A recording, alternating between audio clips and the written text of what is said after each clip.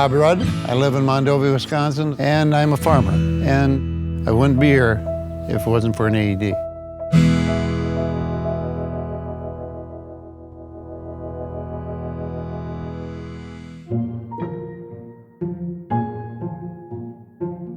I'm Elaine Rudd, and Bob and I have lived in Mondovi for 56 years. We go to ball games, football or basketball, we know just about everybody. I wouldn't want to live anyplace else. We have 3 children and 10 grandchildren and 4 great-grandchildren. And so we do a lot of family things together with sports, basketball, baseball, and rodeo. And football. And football. Bob, the man that everyone knows, he was at all of my sporting events, all of my games. Yeah, he's just been there for everything. Bob and Elaine, I've known for probably at least 20 years. And, you know, they treat you like family.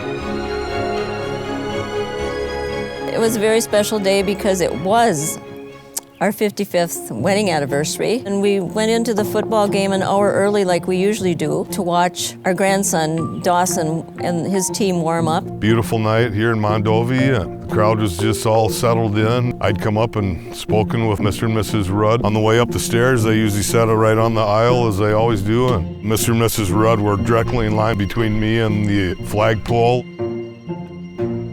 The announcer asked for everybody to please rise and remove your headgear, and I was watching the flag, and then the lights went out. That's all I remember. Everything was silent as we were waiting for the national anthem, and I heard Bob let out a groan. I looked up at his face, and he was stone cold and white, and his hands were stiff. And she hollered out, "He's non-responsive." And then I went down there just as fast as I could. And Elaine was holding on to him, and we just laid him down on the grandstand seating there so could have a good place to do CPR on him. I knew he needed an AED to come back to life. Elaine was barking out, "We need the AED, we need an AED as fast as possible." Track coach had to run where they had an AED. Thank goodness for him being a runner. I looked to my opposite side, and there was this little AED. The AED was very easy to use because it gives you specific directions. Begin by removing all clothing from the patient's chest. Cut clothing if needed. You don't have to wonder. It tells you exactly step by step what to do. We cut off his clothes and applied the patches, and then it told us to clear, analyzing, and then it said to shock.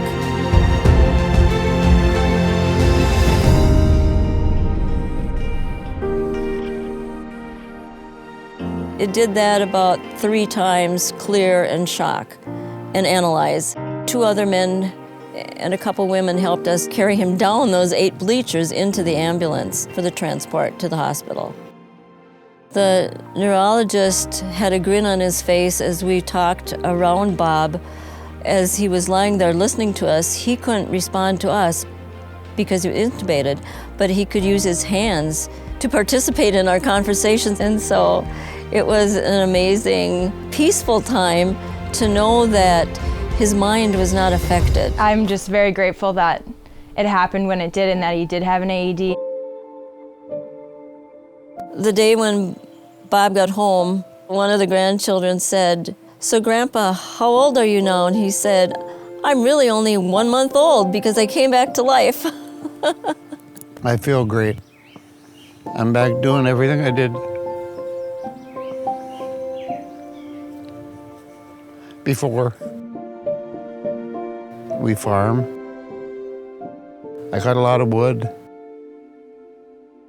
Go up to the hunting cabin, deer hunt. Mowing lawn. He drives for the Amish. I feel that every day is a blessing. We've had a second chance at life. Having an AED in your workplace or in your life wherever you are is vitally important. When we go to any events, I make a point of asking them if they have an AED and where it's located, because without that, Bob wouldn't be here. You have to have that electrical power from an AED when you have a cardiac arrest. My grandpa, he had the biggest man in the whole area during that game, pounding on his chest, and he wasn't going to wake up if the AED wasn't there. That miracle machine brought him back to life. Just grateful to be alive. Many people will say it takes a community to raise a child. And we say it takes a community to save a grandpa's life. I wouldn't be here if it wasn't for that machine. Not a doubt in my mind. For the AED, I would not be here.